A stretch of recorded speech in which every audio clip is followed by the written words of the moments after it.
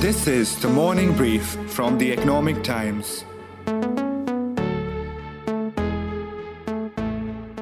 When it comes to non-Google apps that you use or Google alternatives, can you think of any alternatives that you do use?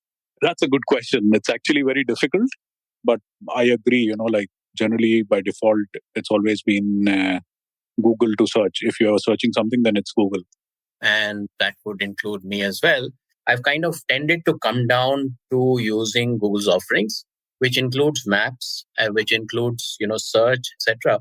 Right. And I think this must be the case with most of us, because I was also thinking about whether I would look for alternatives and I couldn't really think of too many. So I think a lot of people are like you. It is worrying from a competitive or anti-competitive or antitrust point of view to think of all devices in your house increasingly kind of being associated with Google.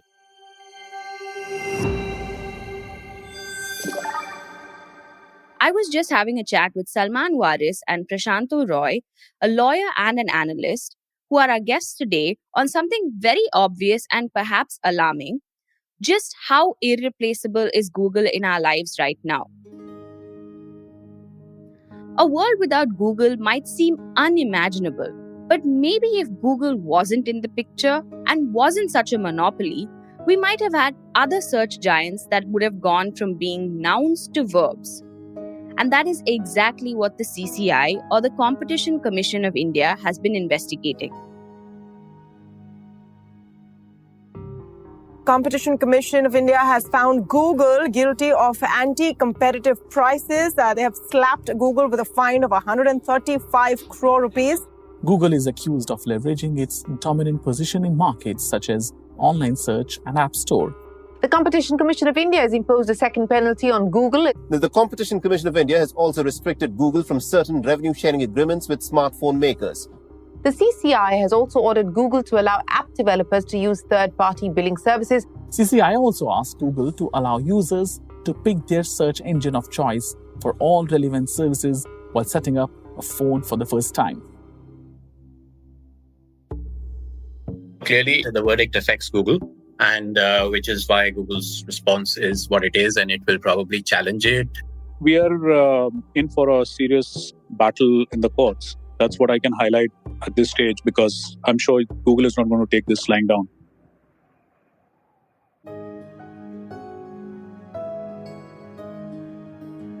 Salman is a partner head of the technology, media and telecom practice at Techlegis and has been tracking big tech regulation in India with a hawk eye. Prashanto is a technology analyst who will give us a lowdown on how the verdict directly affects you. But stay tuned to find out much more on why these verdicts are important, as well as what other antitrust bodies are doing globally with big tech. We will prod our guests to find out whether such large fines will cause a dent to Google, or if it is the restrictions that the CCI has imposed that are of greater concern. It is Thursday, October 27th. I'm your host, Dia Rekhi, and you are listening to Going After Google on the Morning Brief.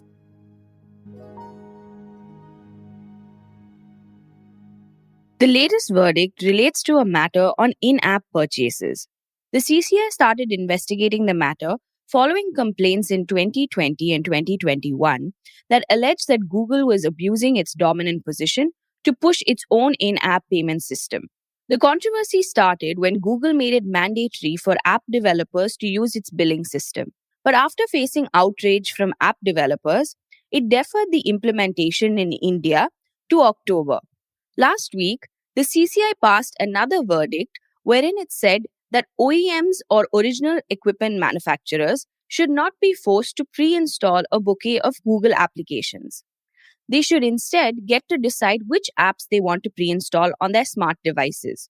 Google was also prohibited from offering any monetary or other incentives to or enter into an arrangement with OEMs to ensure exclusivity for its search services. If you thought that was all, Google faces another antitrust probe wherein several news organizations have said that the search giant has abused its dominant position to dictate terms and conditions which unilaterally favor it and result in unfair compensation for content generated by members. So, in a nutshell, Google finds itself in the eye of a regulatory storm, not just in India, but worldwide. The CCI and other antitrust bodies have realized the dangers of allowing Google to be the lord and master of the internet world. But here's the thing, Google already is the lord and master. So, how significant are these verdicts really? Let's find out from our guests.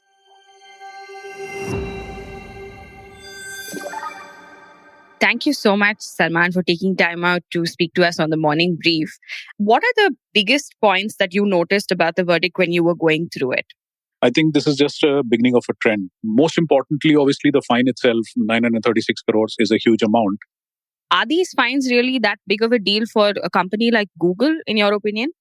If you look at it from a global perspective, Google has been issued fines and penalties by different regulators in different jurisdictions. If you club all this together, and especially the recent fines, they constitute actually 7% of Google's average relevant turnover.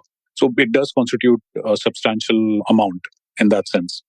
But also, they gave a cease and desist order, which basically means that the Google would have to ensure that it does not implement these Play Store policies, which are anti-competitive in nature, as the Commission has declared. Basically, what was happening was that Google was forcing mandatory usage of GPBS, which is Google Play Billing System, for all paid apps and in-app purchases. And the Commission thought that that was an imposition of an unfair condition on app developers. So they restricted Google from using such policies. And also, they have now opened it for app developers to use any other billing system or payment system. The Commission has given them 30 days to provide requisite financial details and supporting documents because they were not satisfied with what was put across by Google. So I think the fact that the Commission is not closed the whole issue altogether by imposing that fine is something that is most glaring. And it means that maybe the Commission could impose further fines as well. So if the fine is something that they can, it could dent their overall revenues and so on, like you said, but what are the restrictions that are really concerning Google with these orders and how will it affect them? So I think more than the fines, it's actually the restrictions that are going to, have a major impact on its business and how it does business, either in India and probably also in the wider AMEA region and internationally as well. Because various regulators are very closely following each other in terms of how different governments are taking on big tech. And they would cite these examples. So the order earlier this week actually sort of specifically mentioned the fact that it was not only in India that Google was using its dominant position or adopting anti-competitive practices with regard to Android mobile phone devices. They talked about it as a problem globally or on a global basis and in other jurisdictions as well. So I think that is going to have a bearing. And most importantly, the fact that now Competition Commission, whether it's on the Android mobile devices aspect or the current aspect relating to the billing payment system, I think they have let the cat out of the bag, and the app developers or purchases, they are going to be now open to use any third-party billing system, which is going to have a major dent on revenues. And Google is trying to, I'm sure it will try and ensure that they can at least get some sort of even if it's a partial relief from the courts. It's definitely the strictest action that the CCI has taken so far on a company. Yes, it is definitely one of the stricter actions. And in that sense, frankly, if you look at globally also, only South Korea is the only other country that has fined Google on its pricing strategy.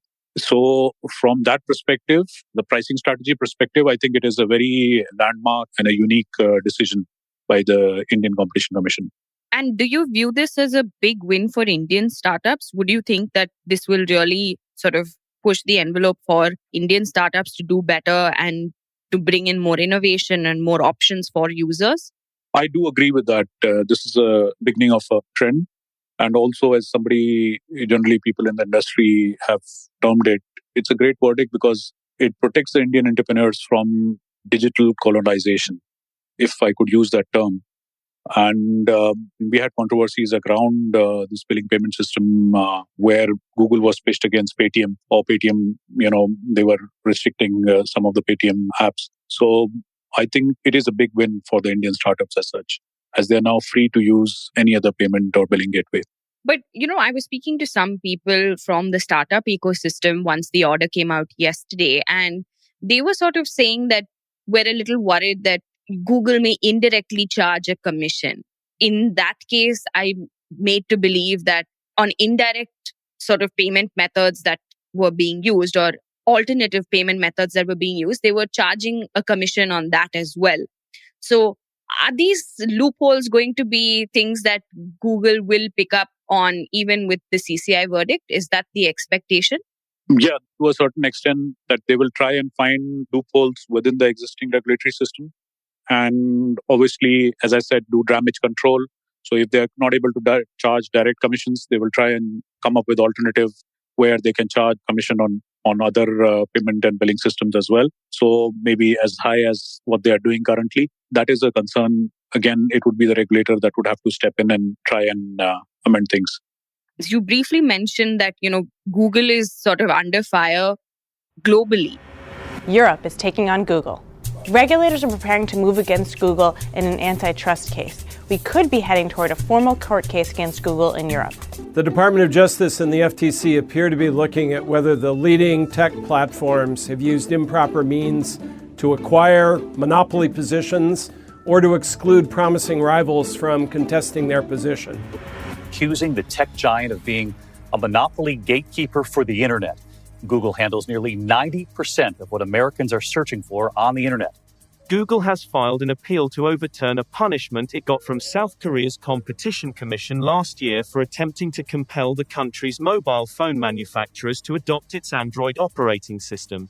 Well, shifting gears now, the global nature of Google's battle against antitrust regulators is increasingly apparent with legal pushback in Europe, the United States, and now Australia. The advertising giant ordered to pay about $43 million in antitrust penalties. It was a trend that was building. Globally, there have been other jurisdictions as well which have imposed fines. So be it in the EU, be it certain states in the US, or some other jurisdictions where Japan has initiated investigations against Google. I think we could see some more of these fines being imposed on different aspects by different jurisdictions. When I was actually speaking to a lot of lawyers and trying to understand, say, for instance, last week's order, they were saying that it was mimicking a lot of the terms that came out in the EU Commission order. So are we sort of aping what is happening in other places with our own verdicts? Is that a concern also? Or do you think that's the right way to go about it? See, obviously, Google's practices have been anti-competitive in nature, and generally not just Google, but a lot of other big tech companies. But generally, as we tech lawyers say, always law is always, or regulation is always catching up with technology. So there was this gap where regulations were still trying to catch up, or regulators were still trying to get their act together.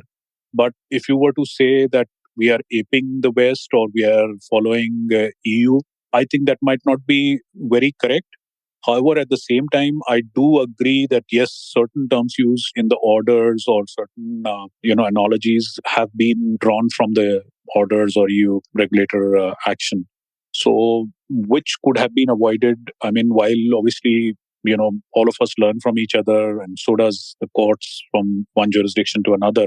But yeah, if there is a blind copying of orders, or if there is a substantial element of aspects have just been replicated, then it does pose a concern. Would it be right to say that India is waking up to big tech's misuse of power and reach a little late in the day? I would not say that because, frankly, as I mentioned earlier, India is one of the two countries that have imposed fine on Google for its pricing strategy. There are other jurisdictions that have initiated action or they have initiated investigation. So, for example, Japan, for example, EU, Germany, the US, and also certain specific states in the US like Texas that have recently opened investigations. But to say that India is just catching up probably might not be the correct thing, because I think we are leading from the front. Whatever regulators say, do you think they can afford to significantly displease Google, for instance? No, there has to be a balance between the business case and the fact that you want to have a big player like Google be doing business in India. But at the same time, they have to abide by the laws in India, and there are serious regulatory concerns in the business model that Google has adopted. So I think in that sense, yes, we could probably see more such action. Now let's look at the user side of the story and the smart device makers. I recently bought a phone, an Android one to be specific, and as expected, it came with a slew of pre-installed apps. Now, I'm not complaining considering it saved me a lot of time. But here's the thing. Even if they weren't on my phone, I would have downloaded Google's apps. Not because I'm some Google fan club member, but just out of habit and familiarity. In an email response to ET, Google said, and I quote, "The CCI's decision is a major setback for Indian consumers and businesses, opening serious security risks for Indians who trust Android security features and raising the cost of mobile devices for Indians." Let's find out if our next guest, Prashanto K Roy, who's a cyber expert and technology analyst, agrees with this. Hi, Prashanto. Thank you so much for taking time out to join us on the morning brief. Just to start off the conversation, I wanted to sort of ask you about whether you think that Google's stance about how the CCI's decision is a major setback for Indian consumers and businesses is accurate. Do you feel that there is some strength to that statement? Thanks, Dia. Happy Diwali to you and great to be here. I think the decision from the CCI is clearly a setback for Google. No question about that. Whether it is a major setback for Indian consumers, well, I think it will impact Indian consumers, both good and bad. Overall, choice is important, and in the long run, choice is a very good thing. There are some complexities when you're looking at choice for a dominant system like Android. And Android is 96, 97% of the smartphone market in India at least. So clearly it ticks all the boxes as far as dominance from the competitive or antitrust point of view is concerned. I think in the long run, things will level out. In the short run, I don't see a great deal of impact because of the fact that, competitors or let's say OEMs who are doing handsets and all, they're not all ready with a whole lot of different options. But there will be improvements for the consumer in the sense of, there'll probably be lower costs, there'll be more choice, and therefore there will be probably alternate deals that Google will work out. Obviously, they will want to retain customers and retail unique kind of, if not lock-in, at least they would like their handset vendors to prefer giving a basket of Google products and, sub-products and services offering. So therefore, they would probably make their prices more competitive. Mixed bag, but I think overall, not bad for the consumer. Prashanto, I bought a phone recently and it came with all of these pre-installed apps. And personally, I found that useful. I'm just curious to know if I'm the odd one out here. Am I the only one who seems to be happy with the fact that it comes with pre-installed apps? Because, I use Google pretty much and its suite of apps for pretty much everything. So I think a lot of people are like you, and that would include me as well, because one, there are quite a few basic services and features that we tend to use, which also happen to be Google's. One of them is search. See, Google hasn't got to where it is simply by being a primary monopoly in one part of the ecosystem and then kind of leveraging that. It has got to where it is by being very good in some of the technologies it is at. Search is one of them, and it's a very effective and powerful search. And a lot of that search translates into associated technologies. For example, voice-based search or voice-based commands and so on. That's all part of this package. So I suspect a lot of people are like that. They're quite happy with the basic apps, but it's just that there are nuances to this question of whether you give dominant control to one entity, which can then end-to-end control and maybe give you a better user experience, or you open up the system for competitive play. That's an interesting point, Prashanto. But let's look at the alternate scenario of competitive play. What happens then? Are there tons of alternatives in the smart devices ecosystem to Android and the suite of apps that come along with it? Given the lack of options, so for example, let's take televisions, okay?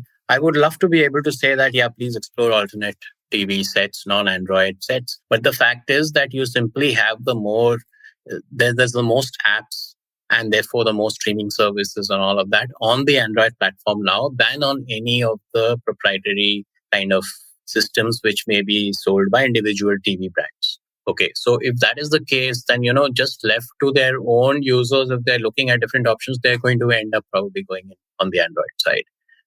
Okay, but if a more competitive landscape does open up new options, how will the millions of Google users, many of them who are even more technically challenged than I am, how will they adapt to them? This is another point that, I'm a fairly advanced user. In India right now, we've got over 600 million smartphone users. About half or maybe more of them are lower down the socioeconomic pyramid of digital usage. And the next 300 or 400 million, which will take us up to maybe a billion, are going to be way down on the education, literacy, and socioeconomic pyramid. Okay. They really need a simplified experience and not a huge amount of choice. They're also people who want to be able to, switch handsets. Maybe they get a cheap second-hand handset to start with, get to a slightly better one. So for them, the tight integration and experience is actually a more important thing. And therefore, I'm curious to see how that plays out.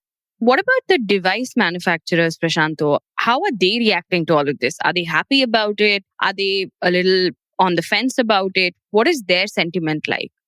I would find that device manufacturers would be happy about it because, I don't think they're very happy about being tied down in terms of negotiations when dealing with a giant like Google. And, many of them are actually much smaller than Google. So given the choice, even though initially I don't see major changes in their basket of offerings to consumers on their smartphone brands, I suspect that A, they'll be happy. B, they will be looking out for deals and things that they can negotiate with others, maybe with lower commissions or lower pricing or, better business terms and all of that. The other thing I will see them doing is that I'm sure that they would also want to experiment. Just as an extreme wild example, supposing Bing becomes a default offering on a set of smartphones, versus Google search or a different set of things, will it make a difference? What are people preferring to take initially? That's the kind of experimentation that I'd expect handset vendors to want to get into fairly quickly with, maybe a few of the models that they have in there.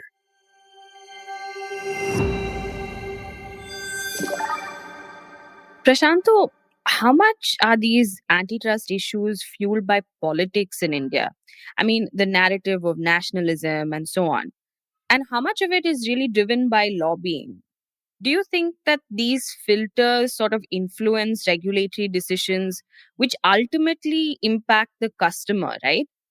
Yes, I would say that, when you look at a nationalist filter, which drives any kind of policy making or even decisions on antitrust law, etc., then, you look at really what other groups are driving. So, for example, if you were to look at big tech on the maybe Amazon and a clear dominance, Amazon, Flipkart, Walmart, etc., of e-commerce. But, who's the entity which is taking up cudgels? It's not just small traders. It's also larger Indian group, Reliance Jio, etc.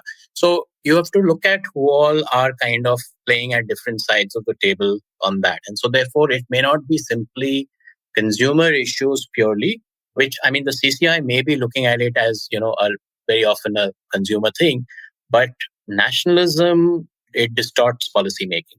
And by nationalism, I really mean nationalism where you go really overboard and say that, the China model of nationalism where anything which is homegrown, etc., needs to be given far more bit of an impetus. But then again, it gets complex because a lot of the Indian entities may actually be funded by foreign funds. So therefore, that becomes another layer of complexity for an antitrust regulator and so on.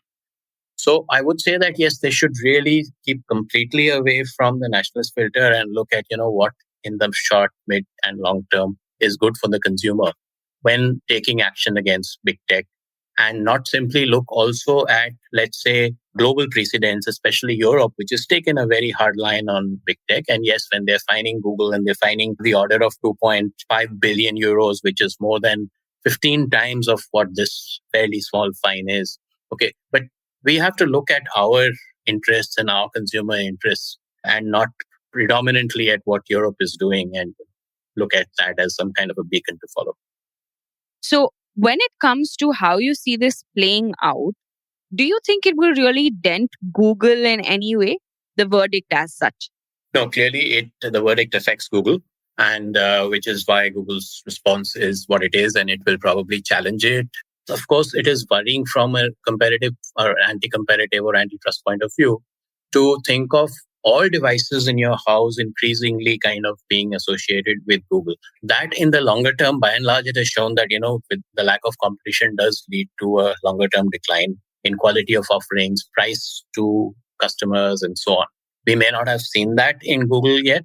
Therefore, it is not a bad thing to look at some roadblocks or speed breaks or whatever in the way of a complete dominance of the home ecosystem, including smart TVs and phones and, other smart speakers and stuff like that, being Google. It all comes down to one big question. How much control are we unwittingly ceding to companies like Google on our habits, consumption patterns, and most importantly, our choices? Be it Google, Meta, Twitter, or even Snapchat, user data is everything.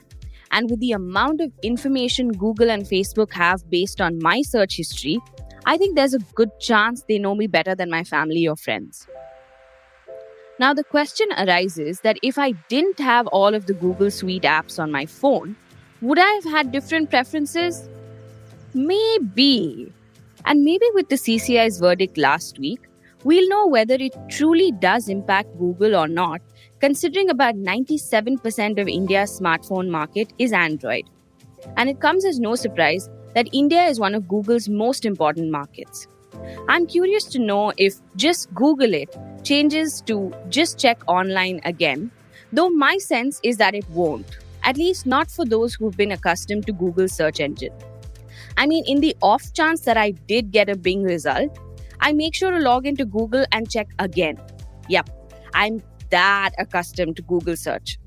It is sort of like when everyone was up in arms about WhatsApp's privacy policy, people switched to Telegram.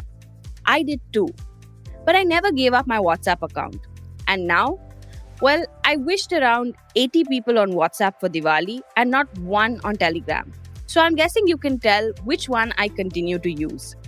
User habits are hard to make and even harder to break. We'll have to see if the CCI manages to break the chain with these verdicts. Thank you, Salman and Prashanto. It is Thursday, October 27th. I'm your host, Dia Rekhi, and you are listening to Going After Google on the Morning Brief. This episode was produced by Vinay Joshi, sound design Indraneel Bhattacharjee, executive producers Anupriya Bahadur and Arijit Burman. Special thanks to Anirban Chaudhary. Do listen, like, and share this episode. The Morning Brief drops every Tuesday, Thursday, and Friday and is available on Spotify, Apple Podcasts, Amazon, and Google Podcasts, as well as JioSaavn. Do tune in to ET Play, our latest platform for all audio content, including The Morning Brief. Thank you for listening and have a good week ahead. All external sound clips used in this episode belong to their respective owners. Credits are mentioned in the description.